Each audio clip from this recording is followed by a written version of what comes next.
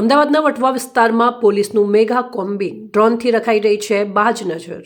Vatva zone 6 વિસ્તાર રાજ્યના ડીજીપીના આદેશાનુસાર ગુનેગારો પર સકંજો કસવા અમદાવાદના વટવા પોલીસ સ્ટેશન હદ વિસ્તારમાં ખાસ કરીને 4 માળિયા વિસ્તારમાં પોલીસે મેગા કોમ્બિંગ ઓપરેશન હાથ ધર્યું છે।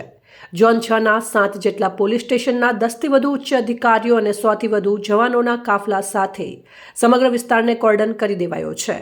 વાહન ચેકિંગની સાથે સાથે ડ્રોન કેમેરાની મદદથી વિસ્તારમાં એરિયલ સર્વેલન્સ એટલે કે હવાઈ નજર પણ રાખવામાં આવી રહી છે। અગાઉનો ગુનાહિત ઇતિહાસ ધરાવતા સામાજિક તત્વોની પૂછપરછ અને તપાસ જો કોઈની પાસેથી ગેરકાયદેસર હથિયાર કે એનડીપીએસ ડ્રગ્સ જેવી વસ્તુઓ મળશે તો કડક કાનૂની કાર્યવાહી કરવામાં આવશે। આ કાર્યવાહીનો મુખ્ય હેતુ સામાન્ય જનતામાં સુરક્ષાનો વિશ્વાસ વધારવાનો અને ગુનેગારોને સ્પષ્ટ મેસેજ આપવાનો છે કે કોઈ પણ ગેરકાયદેસર પ્રવૃત્તિઓને સાંપી લેવામાં આવશે નહીં। अहवाल हितेश ठक्कर, अहमदाबाद। जी सर, आज जॉन 6 द्वारा आज वटवा विस्तार के अंदर कॉम्बिनेट कर रखने को आया, क्या कुछ समग्र गुजरात राज्य में आज अमरा डीजी साहेब एक कोम्बिंगનું આયોજન કર્યું છે। આ ઉપરાંત અમે આપ જોઈ શકો છો કે અમદાવાદ શહેરના વટવા પોલીસ સ્ટેશન વિસ્તારમાં એક મેગા કોમ્બિંગનું આયોજન કર્યું છે। આ મેગા કોમ્બિંગમાં અમે ઝોન 6 પોલીસ સ્ટેશન છે જેટલા એ 7 પોલીસ સ્ટેશનના અમે લગભગ 10થી વધુ અધિકારીઓ અને 100થી વધુ જવાનો સાથે મળી અને એક કોમ્બિંગ હાથ ધર્યું છે। આ કોમ્બિંગમાં અમે વટવા વિસ્તારમાં 4 માળિયા જે વિસ્તાર છે ત્યાં તમામ બ્લોક્સ ઉપર નજર રાખી રહ્યા છીએ।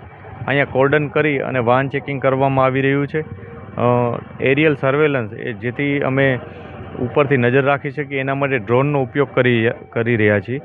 આ ઉપરાંત જે લોકો ગુનાહિત ઇતિહાસ ધરાવે છે, જે લોકો પાસે અગાઉ ગેરકાયદેસર વસ્તુઓ મળી છે જેમ કે એનડીપીએસ, કોઈ હથિયાર, કોઈ લોકો મારામારીમાં સામેલ હોય, આ પ્રકારના તમામ ગુનાહિત તત્વો વિરુદ્ધ અત્યારે કોમ્બિંગ હાથ ધરવામાં આવે છે।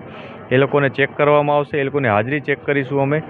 એમના બેગ્સ છે, એમના કોઈ વ્હીકલ્સ છે તો એમાં કોઈ વસ્તુ જો મળી આવશે ગેરકાયદેસર વસ્તુ તો એના ઉપર પણ કાર્યવાહી કરીશું।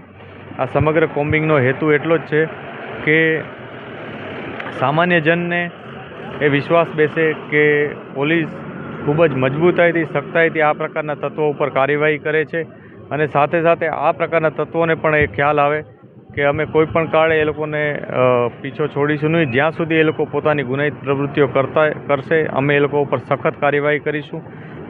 એ લોકો ઉપર સતત અમારી નજર છે જ, પરંતુ રાતના પણ અમે એમને ચેક કરી શકીએ છીએ। એ પ્રકારનો એક સખત મેસેજ જાય અને જો કોઈ પણ વસ્તુ એની પાસેથી મળશે તો અમે ચોક્કસ કાયદેસર કાર્યવાહી કરીશું।